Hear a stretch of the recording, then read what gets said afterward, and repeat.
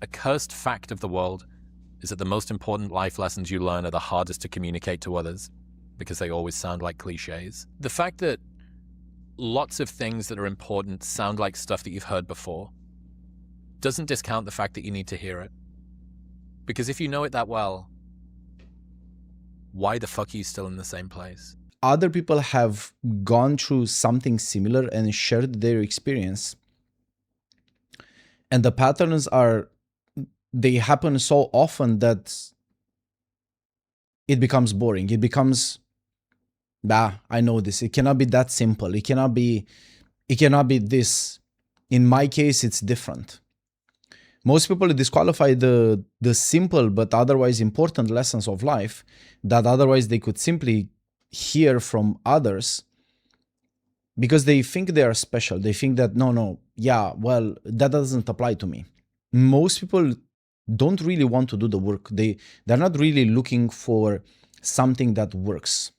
They're looking for something that sounds good, that tells a story, that validates them. Because otherwise, just like as they are sharing, lessons are pretty simple. Like, don't do that. Do more of this. Do more of the good things. Do less of the bad things. It's very simple.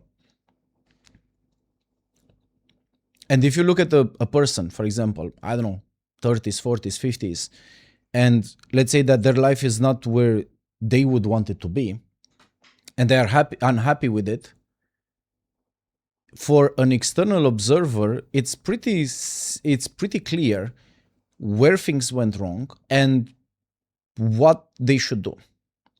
And more importantly, what are the things that they should stop doing. It's not rocket science. The knowledge is not rocket science, but the application, the implementation, the execution, the follow-through, staying consistent with those simple, otherwise simple actions, that is where most people, a crushing majority, fail. And you can see people's intentions. When someone says like, oh, I want to change, I want to do better, I'm working on myself. You can see the truth of their words or the actual truth. You can see it in their results. Those are the people that they always say they want to change, but they never do. And somehow they never question the fact that, wait, I've been saying that I want to change for so long, for so many times, and somehow, although it's very simple what I need to do, I make it very complicated. I make it like, oh, I'm a victim to my circumstance. I cannot do that. It's hard. It's difficult for me. And they usually they tell a victim story that somehow, no matter what is the story, justifies in the end, the conclusion, the outcome is, I cannot change. It's very hard for me. It's very difficult. You don't understand. But in reality, just as they are sharing, things are pretty simple. And when things are simple, people don't like it.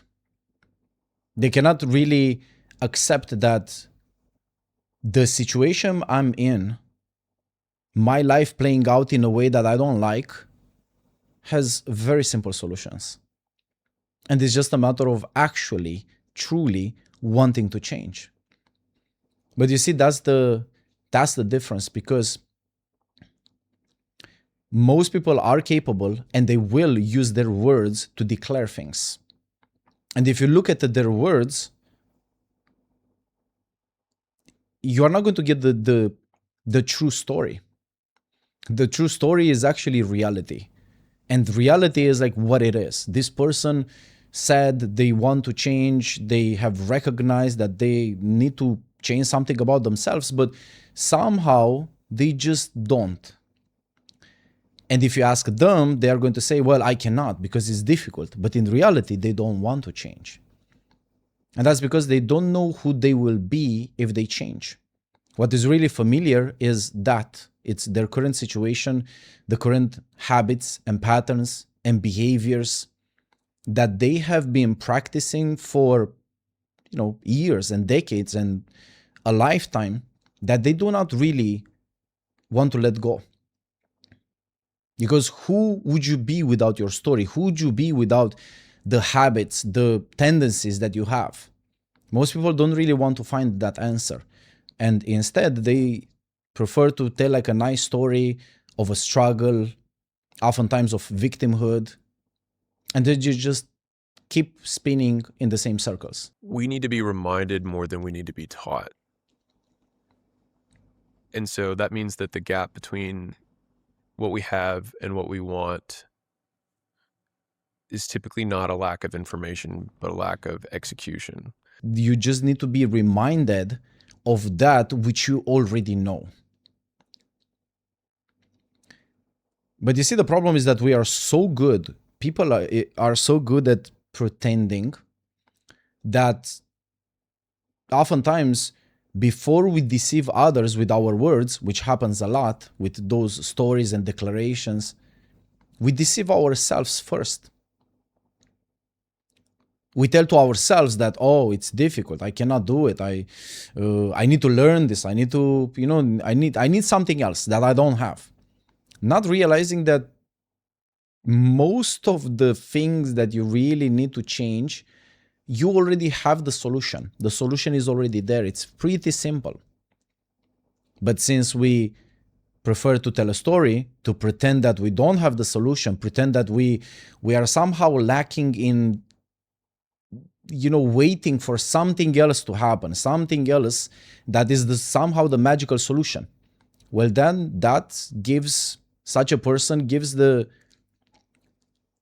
right to always keep waiting and also failing, because in their mind they feel like something is missing. They do not have all the pieces of the puzzle in order to transform themselves, to solve the problem, to find the solution, to change their behavior, to adopt new habits, to be consistent with otherwise behaviors that they know they should adopt. You see, it's not a game for most people. It's not really a game of achievement. It's a game of self-deception. It's trying to take 3 steps forward into the reality of what living through your downside would look like, so that you can realize that the downside is 10 times worse in your mind than it is in reality. And if it's 10 times worse in your mind than it is in reality, then it means that you can take actions in reality because the downside doesn't really exist. And the excruciating detail is needed in order to be able to bring this imagination into reality. The reason why most people never do this and stay at the level of macro, of high level view, and they never go into low level view to check, like they say, to check with the details, like really to imagine, wait, if I would sleep at my friend's couch to take this risk, I guess starting a business or whatever, or go back to my parents, go back to my family, go back to a safe place. Most people don't really want to check with the details, because in the details, if you would, they would really want to get close in, to zoom in, they would realize, oh yeah, actually I could, and it works, and it would work, and there would be no issue, there is no problem. But most of the times, such that the end goal is, I will not take action, I will always forever keep myself just trying, they stay at the level of projection. They just consult briefly with like, okay, where would this choice lead? And they consult from a high level perspective, go like, oh, that I cannot do that. I shouldn't do this, it's bad. But they never check to look in detail to go like, well, wait, hold on a second. I feel like it's bad. Let me look at it. And this is exactly why. Because somehow people know that if I would do this, eventually I would have no way to escape my lack of action. Once I check that and I see the truth, I won't be able to avoid, to escape. I won't have a way out. But you see, when you don't do that, and you just like quickly glance of like, how would that be? The feeling is always like, oh, it's not good. But never checking, okay, wait, why would not be good? Like, let's go a little bit more in detail, because people have this sense. They have this sense that we have a sense of where the truth lies, as in like it stays, you can find it. And this is exactly where we never check. because we're not ready to face the truth. I think a lot of the time we feel like we're a burden to our friends for asking them for advice about the same problem that we've come to with before. The reason people come back with the same problem to unload the next week, it's not because they are facing a new problem. It's because they do not want to take the action, but they still want to keep getting the validation, the support, that nice feeling from someone who is always on your side, no matter what dumb shit you do, they are going to support you. Oh, you're great. Like you're doing nothing wrong. And this is exactly the trap. People prefer that feeling over and over again, even if it's on the same issue, same problem, when they haven't taken any real action, but they still want to complain, they want to unload, they want to somehow connect, not realizing that for as long as you don't switch to taking decisive action towards changing yourself and achieving that transformation with, I guess, consistent action in the right direction, for as long as you don't do that, you are always going to have to go back to the same people and get the support, get the validation. Somehow you're right. Somehow the life is stacked against you and you are the victim of it. Some people spend their entire life here and they never really want to face taking action and changing and becoming a different person. They just want to stay the same and stay cozy and nice and getting support, and that's it. The real game is not change, it's not transformation. The real goal is just comfort and validation. Sometimes you have to hear it 100 times before it either sinks in, or there's enough negative or enough positive or both that it gets you over whatever perceived threshold of action that you have. And so it was only when all of those things happened. We don't really become ready until enough pain, enough weight has, been deposited such that the scale to tip. Imagine, for example, someone who needs to change something. And let's say that this is their current situation. They have some information here, but it's not really enough. There is not enough pain for them to really flip it. So what happens is that they go through the same experience. They hit the same wall, they get the pain, they get the message, they know what they should be doing, but what really happened is that the scale has tipped a little bit. Just a bit, it didn't do this. So what needs to happen is maybe make the same mistake, learn the same lesson, and eventually they moved like this. And then maybe a few weeks, months later, they do the same mistake, nothing has changed, the situation is the same, they hit one more time the same wall, maybe they lose a friend, maybe they lose someone they care about, and eventually with something big, they have the final realization when they can achieve transformation. They had enough, they are like ready to change, they go like, okay, no more. But you are always going to see who is ready to change by this. You're going to see in their actions, how much are they trying? How hard are they trying? Because when you see someone who tells you they are like here, right? They got some pain, they want to change, but not yet, right? If you look at their actions, their actions are not really like they're all in, like their actions don't come from the person that you can feel that they had enough, like, okay, really, really, really, I'm going to change. And then you see that when someone really tips the scale from, pretending to take action to really going all in, you are going to see it. That's why sometimes I look at my clients and I know exactly how much commitment they have, because I learn to recognize the difference between pretending to try or putting a little bit of effort, but still being here, and having enough, making a final decision, an absolute commitment, and going all in. I can recognize that difference. That's why when When you see someone who tells you like, oh, I want to change, blah, blah, blah, blah, and they are taking a little bit of action, yeah, they want to change, but they never had this moment. If you are having trouble getting out of your current condition, then get out of your current condition. Move. Go to a different city.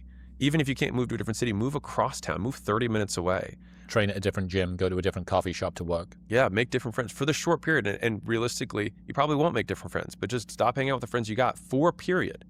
And if you decide that once you've gone through that session, that series, that chapter, you still want to be friends, if they are really your friends, they will welcome you back with open arms. If they only were friends with that version of you, then that's not the version of you that you want to be. Like, we literally place ourselves in the same environment, and then we complain about the things that we don't like in our life, but that's because we are scared. We are scared to just start fresh. We are scared to start something new because the familiar is comfortable. But you see, that's really the price of admission. If you really want a new life, you have to be able to recognize that, well, somehow in the current environment with the people that I have around me and the habits that I formed here, which they're all kind of like working together, in that there is definitely a big influence, like an influencing factor that connects with my results. Even if you don't see the connection, if you do not like your life, it's actually a very good idea, yes. Even if it's difficult, you have formed connection, you are attached to places, to people, to relationships, and to your current life, which, you know, it feels like you have a home. It feels like when you have all of that, it feels like familiar. You have a home, you have a place where you belong. But when you can also recognize that, oh, my life is not going where I wanted to go, you have to, even if you don't see that direct connection, you have to be able to cut ties. You have to be able to move, to start fresh, because it's invisible. Like that's the problem here. We can see the results of our behaviors and our environment, but we cannot really trace it back to the environment. We always pretend that, no, the problem is something else. We don't recognize, no, maybe because you have these shitty friends, maybe because you are hanging with the wrong people, maybe because you allow yourself, you place yourself, you tolerate your environment. And oftentimes it's more about the people than about the environment, because the environment is actually mostly people.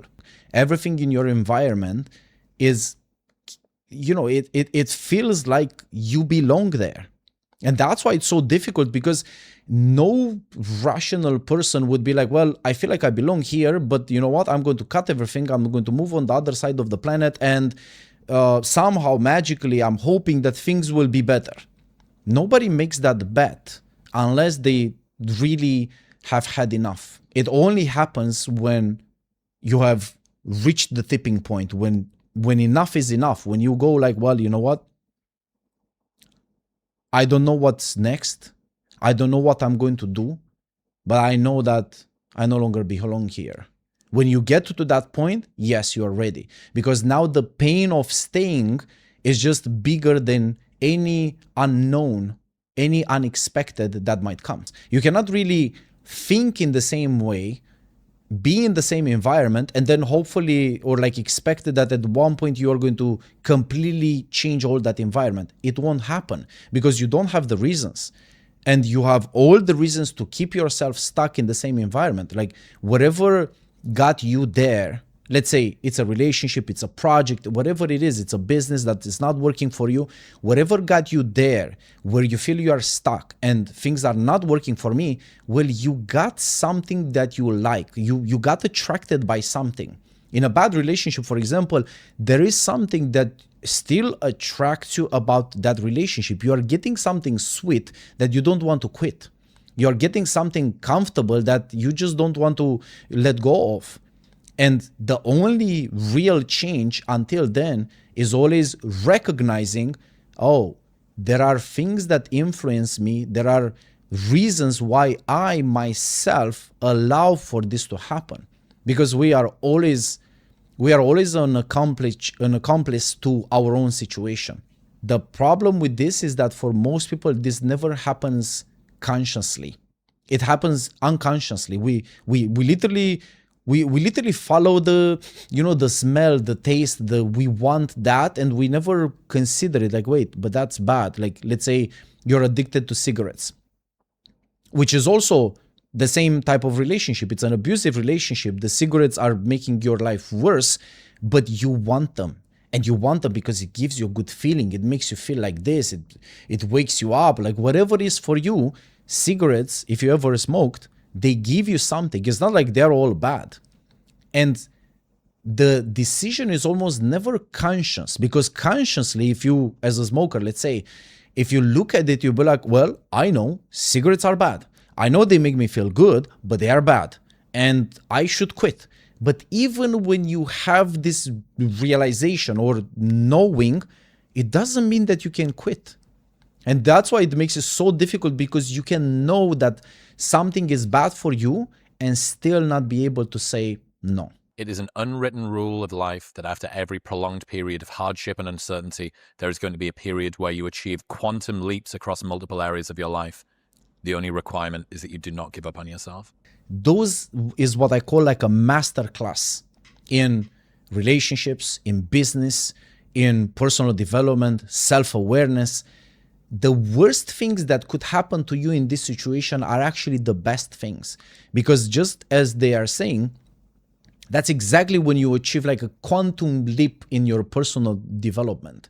You understand and you realize so much after the fact, not during, about yourself, about people, about business, about life in general, all in a very short period of time.